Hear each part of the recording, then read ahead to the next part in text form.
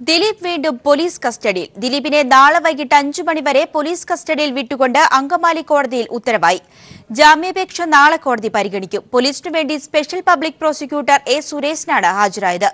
കോടതിയിൽ ഹാജരാക്കിയ ദിലീപിനെ ഇന്നും ജനം കൂവലോടെയാണ് എതിരേറ്റത്. കസ്റ്റഡിയിൽ വിട്ട ദിലീപിനെ ചോദ്യം ചെയ്തത് തുടരുകയാണ്.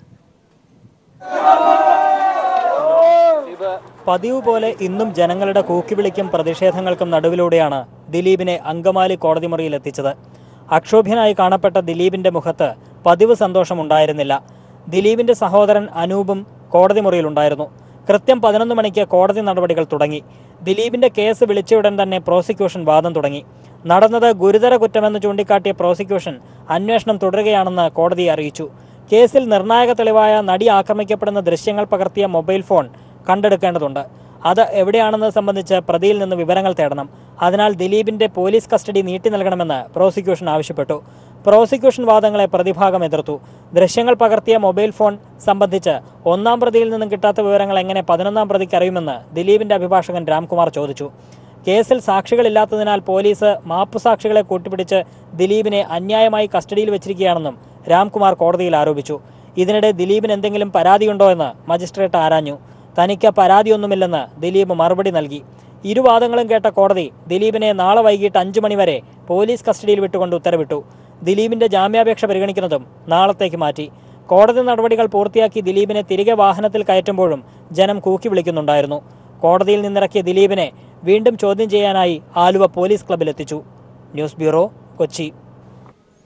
ചോദ്യം ചെയ്യലിനോട് ദിലീപ് സഹകരിക്കുന്നില്ലെന്ന് പോലീസ് കോടതിയിൽ. ദിലീപിനെതിരെ ശക്തമായ തെളിവുകളുണ്ടെന്ന് special public prosecutor advocate Suresan. നിർണായകമായ ഫോൺ പിടിച്ചെടുക്കേണ്ടതുണ്ടെന്നും പ്രോസിക്യൂഷൻ. അതേസമയം സാക്ഷികളില്ലാത്ത കേസിൽ മാപ്പുസാക്ഷി ഉണ്ടാക്കാനുള്ള ശ്രമമാണ് പോലീസ് നടത്തുന്നതെന്ന് ദിലീപിന്റെ അഭിഭാഷകൻ അഡ്വക്കേറ്റ് രാംകുമാർ പറഞ്ഞു. ജാമ്യാപേക്ഷ വാദത്തിന് വേണ്ടി നാളെ ഉച്ചയ്ക്ക് വെച്ചിട്ടുണ്ട്. സാക്ഷിയില്ലാത്തതുകൊണ്ട് മാപ്പുസാക്ഷി അന്വേഷിച്ചാണ് പോലീസ്. കസ്റ്റഡി ആപ്ലിക്കേഷൻ നാളെ 5 മണി വരെ കൊടുത്തിട്ടുള്ളൂ. ജാമ്യാപേക്ഷ നാളെ ഉച്ചയ്ക്കാണ്. അതുവരെ എന്തെങ്കിലും ചെയ്യണ്ടേ കോടതി? അവര് ആത്മവിശ്വാസം സ്പെഷ്യൽ പ്രോസിക്യൂട്ടർ വന്നിട്ടുണ്ട്. അവരോട് ഒന്നാം പ്രതിയുടെ മൊബൈൽ കണ്ടെടുത്തു കൊടുക്കാനുള്ള ചുമതല മറ്റു പ്രതികൾക്കില്ല. മതിയായ തെളിവുണ്ട് കോടതിയിൽ പ്രൊഡ്യൂസ് ചെയ്യും. പ്രോസിക്യൂഷൻ ആത്മവിശ്വാസമായി നമുക്ക് കാണാമോ? തീർച്ചയായിട്ടും. പൾസർ സുനിയുടെ മുൻ അഭിഭാഷകൻ അഡ്വക്കേറ്റ് പ്രതീഷ് ചാക്കോയുടെ ചോദ്യം ചെയ്യലിന് ഹാജരാകാൻ ഹൈക്കോടതി നിർദ്ദേശിച്ചു. നടിയുടെ ദൃശ്യങ്ങൾ പകർത്തിയ മൊബൈൽ ഫോൺ കണ്ടെടുക്കേണ്ടത് അനിവാര്യമാണെന്ന് സർക്കാർ ഹൈക്കോടതിയെ അറിയിച്ചു. കൃത്യത്തിന് ശേഷം മൊബൈൽ അഭിഭാഷകന് കൈമാറിയതായി പൾസർ സുനി മൊഴി നൽകിയിരുന്നു. മൊഴിപ്പകർപ്പ് പോലീസ് കോടതിയിൽ ഹാജരാക്കി. തന്റെ അറസ്റ്റ് തടയണമെന്ന അഡ്വക്കേറ്റ് പ്രതീഷ് ചാക്കോയുടെ ആവശ്യം കോടതി അംഗീകരിച്ചില്ല. അറസ്റ്റ് ചെയ്യരുതെന്ന് നിർദ്ദേശിക്കാനാവില്ലെന്ന് വ്യക്തമാക്കിയ കോടതി അന്വേഷണ സംഘം ആവശ്യപ്പെട്ടാൽ ചോദ്യം ചെയ്യലിന് ഹാജരാകാനും അഭിഭാഷകനോട് നിർദ്ദേശിച്ചു. കുറ്റവാളി അല്ലെങ്കിൽ അറസ്റ്റ് ഉണ്ടാവില്ലെന്നും കോടതി ചൂണ്ടിക്കാട്ടി. ഹർജി ചൊവ്വാഴ്ച വീണ്ടും പരിഗണിക്കും. മൊബൈൽ ഫോൺ കണ്ടെടുക്കേണ്ടത് അനിവാര്യമാണെന്ന് സർക്കാർ കോടതി അറിയിച്ചു. നടിയുടെ അപകീർത്തികരമായ ചിത്രങ്ങളും ദൃശ്യങ്ങളും പുറത്തുപോകുന്നത് അനുവദിക്കാനാവില്ല. ദൃശ്യങ്ങൾ പകർത്തിയ മൊബൈൽ അഭിഭാഷകന് കൈമാറിയതായി പ്രതിയായ സുനിൽകുമാർ മൊഴി നൽകിയിട്ടുള്ളതായും പോലീസ് കോടതിയിൽ അറിയിച്ചു. അഭിഭാഷകനെ ഇതുവരെ പ്രതി ചേർത്തിട്ടില്ലെന്നും സർക്കാർ കോടതിയിൽ വ്യക്തമാക്കി. പൾസർ സുനിയുടെ മൊഴിയുടെ പകർപ്പും സർക്കാർ കോടതിയിൽ സമർപ്പിച്ചിട്ടുണ്ട്. പിടിയിലാകുന്നതിന് മുൻപായി അഭിഭാഷകനെ സമീപിച്ച വിവരവും മൊബൈൽ ഫോൺ കൈമാറിയ വിവരവും മൊഴിയിലുണ്ട്. കേസ് ഏറ്റെടുക്കുന്നതിനും കീഴടങ്ങുന്നതിന് അവസരമൊരുക്കുന്നതിനും 1 ലക്ഷം രൂപ പ്രതിഫലം നൽകാമെന്ന് താൻ അഭിഭാഷകനോട് പറഞ്ഞു. ദൃശ്യങ്ങൾ പകർത്തിയ MI മൊബൈൽ ഫോൺ കൈവശമുണ്ടെന്ന് പറഞ്ഞപ്പോൾ അത് ലോക്കറിൽ സൂക്ഷിക്കണമെന്ന് അഭിഭാഷകൻ നിർദ്ദേശിച്ചു. അഭിഭാഷകൻ ആവശ്യപ്പെട്ട പ്രകാരം താൻ ഫോൺ കൈമാറി. അത് അഭിഭാഷകൻ പോക്കറ്റിൽ നിക്ഷേപിക്കുന്നത് കണ്ടു എന്നുമാണ് പൾസറിന്റെ മൊഴിയിലുള്ളത്. പൾസർ സുനിയുടെ മുൻ അഭിഭാഷകനാണ് പ്രതീഷ് ചാക്കോ. നേരത്തെ അഭിഭാഷകന്റെ ഓഫീസിലും മറ്റും നടത്തിയ തിരച്ചിലിൽ മൊബൈൽ ഫോൺ കണ്ടെത്താൻ പോലീസിന് കഴിഞ്ഞിരുന്നില്ല. ഈ സാഹചര്യത്തിലാണ് അഭിഭാഷകനെ ചോദ്യം ചെയ്യാൻ പോലീസ് തീരുമാനിച്ചത്. ചോദ്യം ചെയ്യലിന് ഹാജരാകാൻ അഭിഭാഷകനോട് കോടതി നിർദ്ദേശിച്ചതോടെ ചോദ്യം ചെയ്യൽ ഉൾപ്പെടെയുള്ള നടപടികളിലേക്ക് പോലീസിന് ഇനി കടക്കാം. News bureau, Kochi. People exclusive. നടൻ ദിലീപിന് കേരളത്തിലെ കണ്ണായ സ്ഥലങ്ങളിൽ വസ്തുക്കളുണ്ടെന്ന് തെളിയിക്കുന്ന രേഖ പീപ്പിൾ ടിവിക്ക് ലഭിച്ചു. കേരളത്തിലെ 6ഓളം ജില്ലകളിലായി 55 വസ്തു ഇടപാടുകളാണ് നടൻ നടത്തിയതെന്ന് രജിസ്ട്രേഷൻ വകുപ്പ് അന്വേഷണ സംഘത്തിന് റിപ്പോർട്ട് നൽകി. ആക്രമിക്കപ്പെട്ട നടിയുമായി ദിലീപിന് റിയൽ എസ്റ്റേറ്റ് ബന്ധം ഇല്ലെന്നും റിപ്പോർട്ടിൽ പരാമർശം. വിപണി വിലയേക്കാൾ കുറഞ്ഞ തുകയ്ക്കാണ് താരം നടത്തിയ പല ഇടപാടുകളുമെന്നതും ദുരൂഹമാണ്. 28 കോടി ആസ്തി കാണിച്ചിരിക്കുന്ന ഭൂമിയുടെ ഇപ്പോഴത്തെ മതിപ്പ് വില 10 ഇരട്ടിയെങ്കിലും അധികമാണ്. ദിലീപിനുമിടയിൽ റിയൽ എസ്റ്റേറ്റ് ഇടപാടുകൾ ഉണ്ടായിരുന്നില്ലെന്ന നടിയുടെ വാദം ശരിവെക്കുന്ന റിപ്പോർട്ടാണ് രജിസ്ട്രാർ ജനറൽ അന്വേഷണ സംഘത്തിന് കൈമാറിയത്. ആക്രമിക്കപ്പെട്ട നടിയുമായി ഭൂമി ഇടപാടുകൾ ഒന്നും തന്നെ ദിലീപിനില്ല എന്നാണ് രേഖകൾ വ്യക്തമാക്കുന്നത്. എന്നാൽ കേരളത്തിലെ 6 ജില്ലകളിലായി കോടിക്കണക്കിന് രൂപയുടെ വസ്തുക്കളാണ് ദിലീപിന്റെയും ബന്ധുക്കളുടെയും പേരിലുള്ളത്. രേഖകൾ പരിശോധിച്ചാൽ താരരാജാവ് ഒരു ചെറിയ മീനായിരുന്നില്ലെന്ന് വ്യക്തമാവും. 2003 ശേഷമാണ് ദിലീപ് റിയൽ എസ്റ്റേറ്റ് രംഗത്ത് കൈവക്കുന്നത്. വിപണി വിലയേക്കാൾ വളരെ കുറഞ്ഞ ഇടപാടുകളാണ് പല സ്ഥലത്തും നടന്നത് എന്നത് ദുരൂഹത ഉണർത്തുന്നു. ദക്ഷിണേന്ത്യയിലെ പ്രധാന ടൂറിസ്റ്റ് കേന്ദ്രമായ കുമരകം വില്ലേജിലാണ് ദിലീപിന്റെ ഏറ്റവും വലിയ റിയൽ എസ്റ്റേറ്റ് ഇടപാട് നടന്നത്. എറണാകുളം ജില്ലയിലാണ് ഏറ്റവും അധികം ഭൂമി ദിലീപ് വാങ്ങിക്കൂട്ടിയത്. 2003 ശേഷം 37 വസ്തുക്കൾ വാങ്ങുകയും വിൽക്കുകയും ചെയ്തു. എറണാകുളം നഗരത്തിന്റെ കണ്ണായ സ്ഥലങ്ങളിലടക്കം ജില്ലയുടെ വിവിധ പ്രദേശങ്ങളിലെ 9 വസ്തുക്കൾ താരമായ ദിലീപിന്റെ പേരിൽ തന്നെയാണുള്ളത്. 3 സ്ഥലങ്ങൾ ദിലീപ് പാർട്ട്ണർഷിപ്പിൽ വാങ്ങിയതാണെങ്കിൽ മുമ്പ് ആദായ വിലയ്ക്ക് വാങ്ങിയ 10 സ്ഥലങ്ങൾ വാങ്ങിയതിന്റെ ഇരട്ടിയിലധികം തുകയ്ക്ക് വിറ്റു.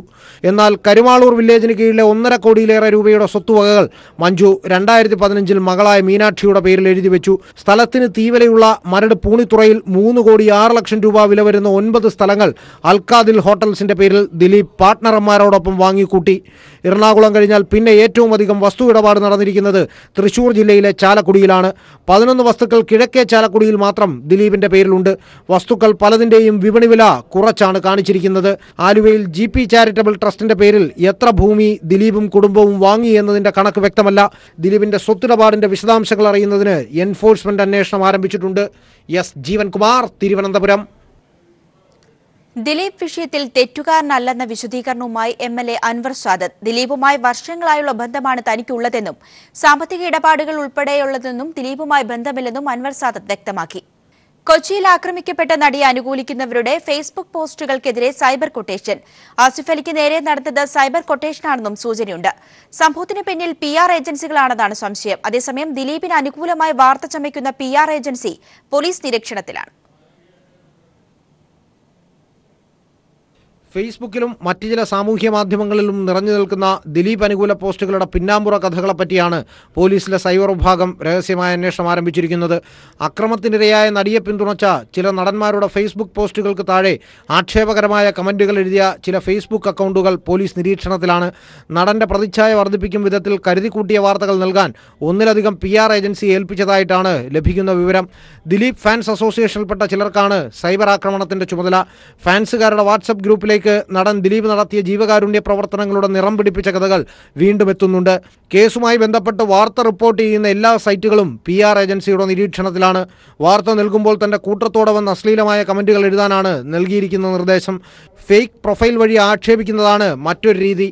ട്രോൾ പടച്ചുവിടുന്ന ചില വ്യക്തികളെ നേരിൽ സ്വാധീനിച്ച് പരമാവധി ദിലീപ് അനുകൂല അവസ്ഥ സൃഷ്ടിക്കാനുള്ള നിർദ്ദേശമാണ് നടന്റെ ചില അടുത്ത കേന്ദ്രങ്ങൾ നൽകിയ മറ്റൊരു കൊട്ടേഷൻ. നടനൊപ്പം അഭിനയിക്കാനില്ലെന്ന് നിലപാടെടുത്ത ആസിഫ് അലിക്ക് കമന്റുകൾ എതിരായപ്പോൾ നിലപാട് തിരുത്തേണ്ടി വന്നു. അപകീർത്തികരമായ കമന്റുകൾ എഴുതുന്നവർ സൈബർ വിഭാഗത്തിന്റെയും പോലീസിന്റെ ഹൈടെക് വിഭാഗത്തിന്റെയും നിരീക്ഷണത്തിലാണ്. ഫേസ്ബുക്കിലൂടെ അശ്ലീലം എഴുതുന്നവർക്കെതിരെ പരാതി ലഭിച്ചാൽ ശക്തമായ നടപടിയുണ്ടാകുമെന്ന് മുഖ്യമന്ത്രിയുടെ ഓഫീസ് പീപ്പിളിനോട് പറഞ്ഞു. News bureau, Thiruvananthapuram. തിങ്കളാഴ്ച മുതൽ സംസ്ഥാനത്തെ സ്വകാര്യ നഴ്സുമാർ ആരംഭിക്കുന്ന അനിശ്ചിതകാല സമരത്തെ വിലക്കി ഹൈക്കോടതി. സമരത്തിനെതിരെ എസ്മ പ്രയോഗിക്കണം. സമരം നിയമവിരുദ്ധമാണെന്നും ജനങ്ങളുടെ ജീവനാണ് വലുതെന്നും കോടതി നിരീക്ഷിച്ചു. എന്നാൽ എസ്മ പ്രയോഗിച്ചാലും സമരത്തിൽ നിന്ന് പിന്നോട്ടില്ലെന്ന് നഴ്സുമാരും വ്യക്തമാക്കി. സുപ്രീംകോടതി നിരീക്ഷണ പ്രകാരമുള്ള വേതന വർധനവ് നടപ്പാക്കണമെന്നാവശ്യപ്പെട്ടാണ് സ്വകാര്യ ആശുപത്രി നഴ്സുമാർ തിങ്കളാഴ്ച മുതൽ അനിശ്ചിതകാല പണിമുടക്ക് സമരത്തിലേക്ക് കടക്കുന്നത്. എന്നാൽ സമരത്തെ വലിയ തോതിലാണ് ഹൈക്കോടതി വാക്കാൽ വിമർശിച്ചത്. നിയമവിരുദ്ധമാണ് നഴ്സുമാരുടെ സമരം. ആവശ്യമെങ്കിൽ സമരത്തിനെതിരെ എസ്മ പ്രയോഗിക്കാൻ ജില്ലാ പോലീസ് മേധാവികൾക്ക് അധികാരമുണ്ടെന്നും കോടതി വാക്കാൽ നിരീക്ഷിച്ചു. സമരക്കാർ മനുഷ്യജീവന് വില കൽപ്പിക്കണം. നഴ്സുമാർ അവശ്യ സർവീസിന്റെ കീഴിൽ വരുന്നതാണെന്ന ആശുപത്രി മാനേജ്മെന്റിന്റെ വാദം ഹൈക്കോടതി ശരിവച്ചു. സമരം ആശുപത്രികളെ ബാധിക്കുമെന്ന മാനേജ്മെന്റിന്റെ ഹർജി പരിഗണിക്കുമ്പോഴായിരുന്നു കോടതിയുടെ നിരീക്ഷണങ്ങൾ. അതേസമയം എസ്മ പ്രയോഗിച്ചാലും തിങ്കളാഴ്ച ആരംഭിക്കുന്ന സമരത്തിൽ നിന്ന് പിന്നോട്ടില്ലെന്ന് നഴ്സുമാർ വ്യക്തമാക്കി. UNA president Sibi Mukesh. ഇനി രാജ്യത്ത് ഹൈക്കോടതി മാത്രമല്ലോ, വേറെ കോടതികളുണ്ടല്ലോ, അങ്ങോട്ട് മുന്നോട്ട് പോകുന്നതിനെ കുറിച്ച് ആലോചിക്കും. അപ്പോൾ അടിയന്തരമായി സംസ്ഥാന കമ്മിറ്റി കൂടി തീരുമാനമെടുക്കും. പക്ഷേ സമരത്തിൽ നിന്ന് 17ാമത്തെ സമരത്തിൽ നിന്ന് പിന്നോട്ട് പോകുന്നതിനെ കുറിച്ച് ഇതുവരെ UNA ഒരു തീരുമാനം എടുത്തിട്ടില്ല. അങ്ങനെ പിന്നോട്ട് പോകില്ല എന്നുള്ളത് തന്നെയാണ് UNAയുടെ തീരുമാനം. സമരം നഴ്സുമാർ പിൻവലിക്കണമെന്ന് ആരോഗ്യമന്ത്രി കെ ശൈലജ ആവശ്യപ്പെട്ടു. ഇവരുമായി ചർച്ച നടത്തുന്ന കാര്യം തൊഴിൽ മന്ത്രിയുമായി ആലോചിച്ച് തീരുമാനിക്കുമെന്നും മന്ത്രി തിരുവനന്തപുരത്ത് പ്രതികരിച്ചു. ഞാനിപ്പോഴും പറയുന്നത് ഹൈക്കോടതിയുടെ പരാമർശത്തിന്റെ വെളിച്ചത്തിൽ എല്ലാവരും തിരിച്ച് ജോലിക്ക് കയറണം. ചർച്ച ആയത് തൊഴിൽ പ്രശ്നമാണല്ലോ വരുന്നത്. കഴിഞ്ഞ തവണ എന്നെയും കൂടി ക്ഷണിച്ചതാണ് ആ ചർച്ചയിൽ പങ്കെടുക്കാൻ. അപ്പോൾ അത് തൊഴിൽ വകുപ്പ് മന്ത്രിയോട് കൂടി ആലോചിച്ചിട്ട് എനിക്ക് പറയാൻ പറ്റുള്ളൂ. തിങ്കളാഴ്ചയാണ് മാനേജ്മെന്റിന്റെ ഹർജിയിന്മേലുള്ള ഹൈക്കോടതി വിധി. കൊച്ചിക്കൊപ്പം news bureau, Thiruvananthapuram. India China പ്രശ്നം ചർച്ച ചെയ്യാൻ ദില്ലിയിൽ സർവകക്ഷി യോഗം ചേരുന്നു. രാഷ്ട്രീയ പാർട്ടി പ്രതിനിധികളെ കൂടാതെ കേന്ദ്രമന്ത്രിമാർ, ദേശീയ സുരക്ഷാ ഉപദേഷ്ടാവ് അജിത് ഡോവൽ, വിദേശകാര്യ സെക്രട്ടറി എസ് ജയശങ്കർ തുടങ്ങിയവർ യോഗത്തിൽ പങ്കെടുക്കുന്നുണ്ട്. മനു ശങ്കർ ചേരുകയാണ് വിവരങ്ങളുമായി. മനു, ചൈന പ്രകോപനം തുടരുന്ന ഒരു സാഹചര്യത്തിൽ കൂടിയാണ് ഇപ്പോൾ യോഗം ചേർന്നിരിക്കുന്നത്. എന്തൊക്കെ കാര്യങ്ങളാവും യോഗത്തിൽ ഉയർന്നു വരിക? വിശദാംശങ്ങൾ. ഗ്രീഷ്മ, തിങ്കളാഴ്ച പാർലമെന്റ് സമ്മേളനം തുടങ്ങാനിരിക്കുകയാണ്. ഈ ഒരു സാഹചര്യത്തിൽ കൂടിയാണ് ഒരു സമവായ നീക്കം ലക്ഷ്യമിട്ടുകൊണ്ട് കേന്ദ്ര ആഭ്യന്തരമന്ത്രി രാജ്നാഥ് സിംഗിന്റെ വസതിയിൽ, അക്ബർ റോഡിലെ വസതിയിൽ പ്രതിപക്ഷ നേതാക്കളെയും അതോടൊപ്പം ദേശീയ സുരക്ഷാ ഉപദേഷ്ടാവ് അജിത് ഡോവൽ, ഇതോടൊപ്പം തന്നെ വിദേശകാര്യ സെക്രട്ടറി എസ് ജയശങ്കർ തുടങ്ങിയവർ പങ്കെടുക്കുന്ന സർവകക്ഷി യോഗം പുരോഗമിക്കുന്നത്. പ്രധാനമായും ദേശീയ തലത്തിൽ ഇക്കാലയളവിൽ ഉയർന്നു വന്നിട്ടുള്ള പ്രശ്നങ്ങളിൽ പ്രതിപക്ഷത്തിന്റെ ഒരു സമവായം തേടിയാണ് കൂടിക്കാഴ്ച. ഇന്ത്യ ചൈന വിഷയത്തിൽ ഇതുവരെ കേന്ദ്രം സ്വീകരിച്ചിരുന്ന നിലപാട് ശ്രമകരമായിരുന്നുവെന്നും ഇക്കാര്യത്തിൽ പ്രതിപക്ഷത്തിന്റെ പിന്തുണ വേണമെന്നുമാണ് ഇന്ന് കേന്ദ്രമന്ത്രിമാർ പ്രതിപക്ഷ നേതാക്കളോട് ആവശ്യപ്പെടുക. കേന്ദ്ര വിദേശകാര്യമന്ത്രി സുഷമ സ്വരാജും ആഭ്യന്തരമന്ത്രി രാജ്നാഥ് സിംഗും നിലവിൽ ഇതുവരെ ആഭ്യന്തര വിദേശകാര്യ വകുപ്പുകൾ ഇക്കാര്യത്തിൽ ചൈനയിൽ നയതന്ത്ര ഉദ്യോഗസ്ഥരുമായി ചർച്ച നടത്തിയതടക്കമുള്ള വിശദാംശങ്ങൾ ഇന്നത്തെ യോഗത്തിൽ വ്യക്തമാക്കും. ഇതിനുശേഷം പ്രതിപക്ഷ നേതാക്കൾ എന്ത് നിലപാട് ഇക്കാര്യത്തിൽ പ്രകടിക്കും എന്നതാണ് ശ്രദ്ധേയമാകുന്നത്. ഇതോടൊപ്പം കഴിഞ്ഞ ദിവസമാണ് അമർനാഥ് തീർത്ഥാടകർക്ക് നേരെ കാശ്മീർ താഴ്വരയിൽ ഭീകരാക്രമണം ഉണ്ടായത്. ഈ വിഷയത്തിലും സുരക്ഷാ ക്രമീകരണങ്ങൾ കാശ്മീരിൽ ഉയർത്താൻ സർക്കാർ പരാജയപ്പെട്ടു എന്ന വിമർശനം പ്രതിപക്ഷ നേതാക്കൾ ഉയർത്തുകയും ചെയ്തിരുന്നു. ഇക്കാര്യത്തിലെല്ലാം സമവായം തേടിയാണ് കൂടിക്കാഴ്ച ദില്ലിയിൽ പുരോഗമിക്കുന്നത്. ഇക്കഴിഞ്ഞ ആഴ്ച കോൺഗ്രസ് ഉപാധ്യക്ഷൻ രാഹുൽ ഗാന്ധി ഇന്ത്യയിലെ ചൈനീസ് അംബാസഡറുമായി കൂടിക്കാഴ്ച നടത്തിയെന്നും കേന്ദ്ര സർക്കാർ വേണ്ട വിധത്തിൽ ചർച്ച പുരോഗമനമായി നടത്തുന്നില്ലെന്നും ആരോപണം ഉന്നയിച്ചിരുന്നു. ഈ ഒരു സാഹചര്യത്തിൽ കൂടിയാണ് സമവായ ചർച്ചകൾ കേന്ദ്ര ആഭ്യന്തരമന്ത്രി രാജ്നാഥ് സിംഗിന്റെ വസതിയിൽ ചേരുന്നത്. ഇപ്പോഴും കൂടിക്കാഴ്ച തുടരുകയാണ്. ഗ്രീഷ്മ, മനു ശങ്കറാണ് വിവരങ്ങൾ നൽകിയത്. പ്രവാസി വോട്ടിന്റെ കാര്യത്തിൽ തീരുമാനം വൈകുന്നതിൽ കേന്ദ്ര സർക്കാരിന് സുപ്രീംകോടതിയുടെ രൂക്ഷ വിമർശനം. ഇങ്ങനെയല്ല, ഒരാഴ്ചയ്ക്കകം തീരുമാനം അറിയിക്കണമെന്ന് കോടതി കേന്ദ്രത്തിന് അന്ത്യശാസനം നൽകി. പ്രവാസികൾക്ക് വോട്ട് ചെയ്യാനുള്ള അവസരമൊരുക്കാൻ ജനപ്രാതിനിധ്യ നിയമ ഭേദഗതിയാണോ ചട്ട ഭേദഗതിയാണോ ആലോചിക്കുന്നതെന്ന് വ്യക്തമാക്കണമെന്നും സുപ്രീംകോടതിയുടെ നിർദ്ദേശം. പ്രവാസി വോട്ടിന്റെ കാര്യത്തിൽ കേന്ദ്ര സർക്കാർ തീരുമാനം വൈകിപ്പിക്കുന്നതിലാണ് സുപ്രീംകോടതി അതൃപ്തി അറിയിച്ചത്. തീരുമാനം അനന്തമായി നീട്ടിക്കൊണ്ടുപോകാനാകില്ലെന്ന് കോടതി വ്യക്തമാക്കി. തീരുമാനം അറിയിക്കാൻ 4 ആഴ്ച സമയം വേണമെന്ന് സർക്കാർ അഭിഭാഷകൻ ആവശ്യപ്പെട്ടു. ഇതിന് വിസമ്മതിച്ച കോടതി അടുത്ത വെള്ളിയാഴ്ചക്കകം നിലപാട് അറിയിക്കണമെന്ന് അന്ത്യശാസനം നൽകി. പ്രവാസികൾക്ക് വോട്ട് ചെയ്യാനുള്ള അവസരമൊരുക്കാൻ ജനപ്രാതിനിധ്യ നിയമത്തിൽ ഭേദഗതിയാണോ ചട്ടഭേദഗതിയാണോ ആലോചിക്കുന്നതെന്ന് വ്യക്തമാക്കണമെന്നാണ് നിർദ്ദേശം. അപ്പോൾ ഇന്ന് സുപ്രീം കോടതി കേന്ദ്ര സർക്കാരിനെ നിശിതമായിട്ട് വിമർശിച്ചുകൊണ്ട് പറഞ്ഞത് ഇതുപോലെയല്ല ഒരു കേന്ദ്ര സർക്കാർ ഫംഗ്ഷൻ ചെയ്യേണ്ടത് എന്നുള്ള രീതിയിലാണ് ഇന്ന് സുപ്രീം കോടതി കേന്ദ്ര സർക്കാരിനോട് പറഞ്ഞത്. മാത്രവുമല്ല, ഇത് അടുത്ത വെള്ളിയാഴ്ചത്തേക്ക് മാറ്റി വെച്ചിട്ട് ഏത് രീതിയിലാണ് ഇപ്പോൾ ഇത് ഇംപ്ലിമെന്റ് ചെയ്യാൻ നിങ്ങൾ ആലോചിക്കുന്നതെന്നുള്ള തീരുമാനം സുപ്രീം കോടതിയോട് പറയാനാണ് ഇന്നിപ്പോൾ കേന്ദ്ര സർക്കാർ നിർദ്ദേശിച്ചിരിക്കുന്നത്. 2014 പ്രവാസി വോട്ട് സംബന്ധിച്ച ഹർജി സുപ്രീം കോടതിയിൽ എത്തുന്നത്. പ്രവാസികൾക്ക് വോട്ട് അനുവദിക്കാമെന്ന് കേന്ദ്രം നിലപാടെടുത്തെങ്കിലും നടപ്പിലാക്കുന്ന കാര്യത്തിൽ ഒരു പുരോഗതിയുമില്ലെന്ന് ഹർജിക്കാരനായ ഷംസീർ വയലിനു വേണ്ടി ഹാജരായ മുതിർന്ന അഭിഭാഷകൻ മുകുൾ റോത്തഗി ചൂണ്ടിക്കാട്ടി. സർക്കാർ ഈ രീതിയിലല്ല പ്രവർത്തിക്കേണ്ടതെന്ന് വിമർശിച്ച കോടതി വെള്ളിയാഴ്ചക്കകം തീരുമാനം അറിയിച്ചില്ലെങ്കിൽ സ്വമേധയാ ഉത്തരവ് പ്രഖ്യാപിക്കുമെന്ന് വ്യക്തമാക്കി. News bureau, Delhi. വയനാട്ടിൽ പ്രായപൂർത്തിയാവാത്ത ആൺകുട്ടികളെ ലൈംഗികമായി പീഡിപ്പിച്ച സംഭവത്തിൽ വൈദികനെതിരെ കേസെടുത്തു. മീനങ്ങാടിക്കടുത്തുള്ള ബാലഭവനിലെ വൈദികനായിരുന്ന സജിക്കെതിരെയാണ് പോക്സോ നിയമപ്രകാരം കേസെടുത്തത്. ബാലഭവൻ അന്തേവാസികളായ 2 കുട്ടികളുടെ പരാതിയിലാണ് കേസ്.